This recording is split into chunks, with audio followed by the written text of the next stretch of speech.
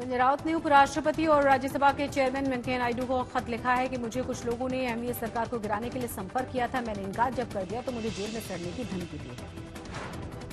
शिवसेना नेता संजय राउत के दोस्त और बिजनेसमैन प्रवीण राउत की कस्टडी 14 फरवरी तक के लिए बढ़ गई है। पात्राचौल जमीन घोटाले में है आरोपी।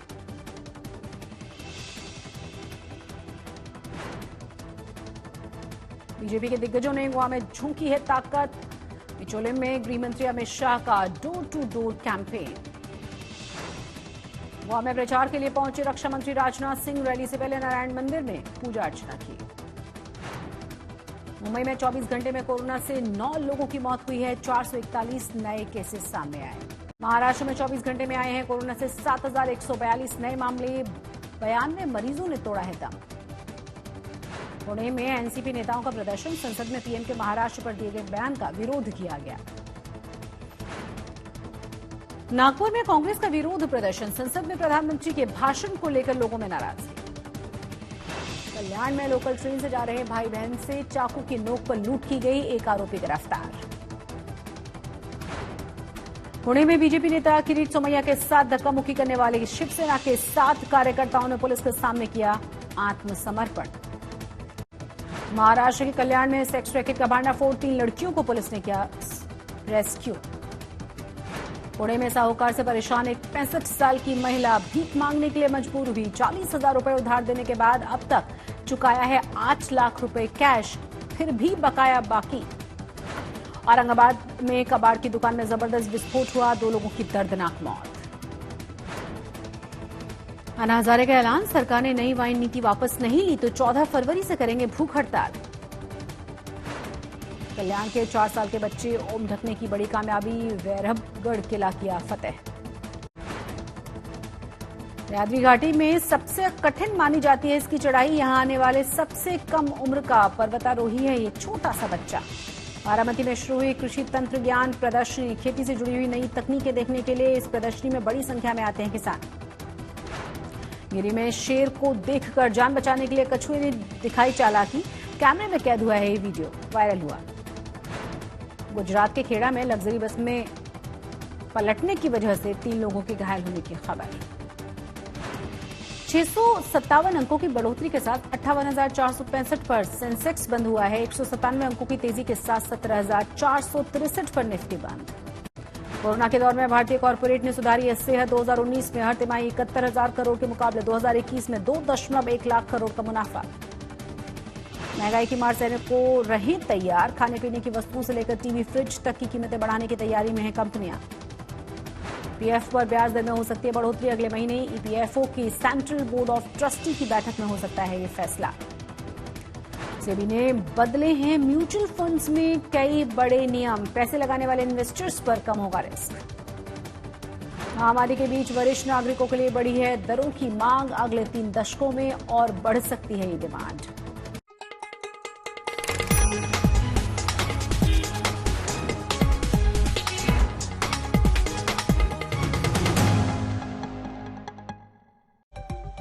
नमस्कार, आप देख रहे हैं आज तक और आपके साथ मैं हूं शशि तुषार शर्मा।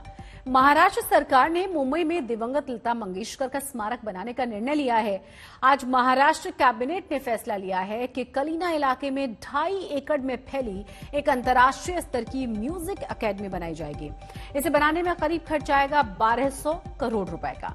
भारतीय जनता पार्टी शिवाजी पार्क में लता मंगेशकर के लिए स्मारक बनाने की मांग कर रही थी, जहां उनका अंतिम संस्कार किया गया था।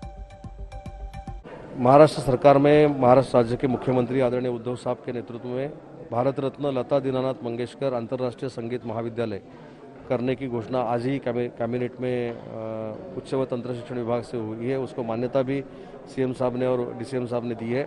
मेरे ख्याल से देश में से ये पहला कॉलेज है जो लता दीदी के नाम से महाराष्ट्र में खड़ा हो रहा है। बम्बई में जो कलीना यूनिवर्सिटी है उसके सामने की 3 एकड़ ज़मीन ये पूरे प्रोजेक्ट को दी गई है और इसमें लता दीदी का म्यूजियम भी रहेगा और अच्छी तरह से आर्किटेक्ट ये बनाएगा और इसको निधि भी दिया जाएगा। ये फाइनलाइजेशन सीएम साहब ने किया है।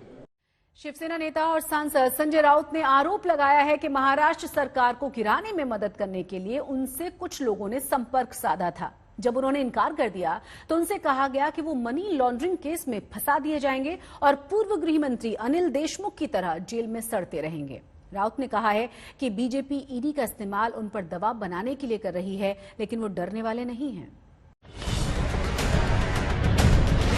ये बिजनेसमैन प्रवीण राउत हैं, जो संजय राउत के दोस्त हैं। करीब 7 दिन पहले गोरेगांव की पात्रा चाल के जमीन घोटाले से जुड़े मनी लॉन्ड्रिंग केस में इनकी गिरफ्तारी हुई थी। उसके बाद से कहा जाने लगा था कि इसकी आंच शिवसेना नेता संजय राउत तक पहुंच सकती है। अब संजय राउत ने मंगलवार को उपराष्ट्रपति वेंकैया नायडू को पत्र लिखा है, जिसमें उन्होंने कहा है 1034 करोड़ के पात्रा चौल लैंड स्कैम की जांच कर रहे ईडी मेरे मित्रों, रिश्तेदारों और जानने वालों, यहाँ तक कि मेरी बेटी की शादी में डेकोरेशन का काम करने वालों को भी परेशान कर रही है। 4 पेज के पत्र में राउत ने शिकायत की है कि महाराष्ट्र सरकार को गिराने में मैंने सहयोग नहीं किया तो केंद्र ने मेरे पीछे ईडी को छोड़ दिया है। 1 महीने पहले मुझसे कुछ लोगों ने संपर्क कर महाराष्ट्र सरकार गिराने में मदद मांगी थी ताकि राज्य में मध्यावधि चुनाव हो सके। मैंने इनकार किया तो मुझसे कहा गया कि मुझे इसकी भारी कीमत चुकानी पड़ेगी।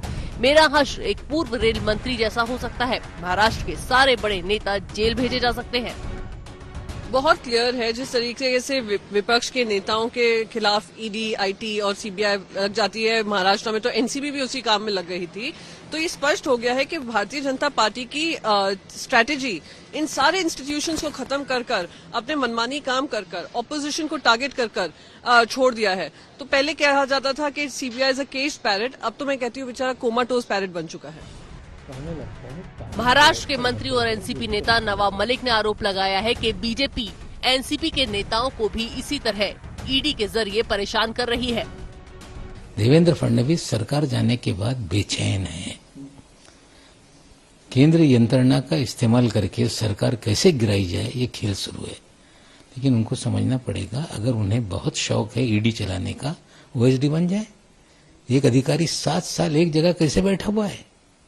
हमारे पास जानकारी है कि जो गुप्त यंत्रणा है उन्होंने एडवर्स रिपोर्ट दिया था इस अधिकारी को रखा नहीं जाए, फिर कैसे उसे अपॉइंट कर दिया? हमारे पास जानकारी है कि ईडी के माध्यम से कैसे वसूली का खेल इस मुंबई में चल रहा है, किसको नोटिस जाती है, किस कंपनी में पैसे जाते हैं, कैसे ट्रांसफर होता है। ईडी का खेल क्या है इस शहर में हम लोगों को पता है।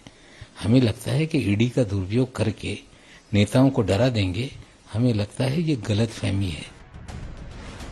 ईडी का आरोप है कि पात्रा चाल को रीडेवलप करने का कॉन्ट्रैक्ट महाडा ने प्रवीण राउत की कंपनी गुरु आशीष कंस्ट्रक्शन को दिया था, पर इस कंपनी ने यहाँ कोई फ्लैट नहीं बनाया और ये जमीन दूसरे बिल्डरों को 1034 करोड़ रुपए में बेच दी।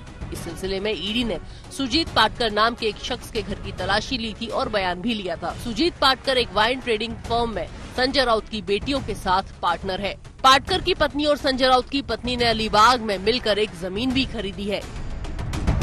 इस डील की भी ईडी जांच कर रही है। बीजेपी का कहना है कि ईडी अपना काम कर रही है और राउत के आरोप सरासर गलत है। जो संवैधानिक संस्थाएं हैं वो किसी पार्टी या सरकार के आधार पर काम नहीं करती है, वो अपना काम करती है और जब आप उन्हें काम नहीं करने दे रहे हैं, इसी कारण से तो ये देश के अंदर अनेक प्रकार के जो आर्थिक अपराधी और तमाम प्रकार के अपराधी हैं उनका हौसले बढ़ रहा है, तो ये बयान उनका उचित नहीं। लेकिन वो तो कह रहे हैं कि सरकार गिराने के लिए ईडी का इस्तेमाल कर रही है बीजेपी और केंद्र सरकार। यदि उनके पास ये चीज है तो फिर वो उनको उसका सबूत के तौर पर देश के सामने रखना चाहिए, लेकिन ये पूरी तरह से गलत है। सरकार ये काम, क्या नाम है, भारतीय जनता पार्टी सरकार ऐसा काम नहीं करती है। पिछले साल प्रवीण राउत की 72 करोड़ की संपत्ति पीएमसी बैंक से जुड़े मनी लॉन्ड्रिंग केस में भी जब्त की जा चुकी है।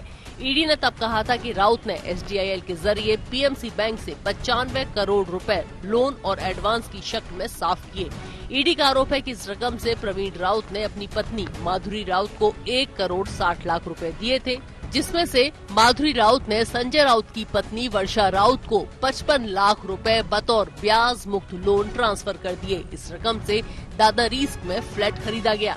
ये डील भी ईडी के रडार पर है।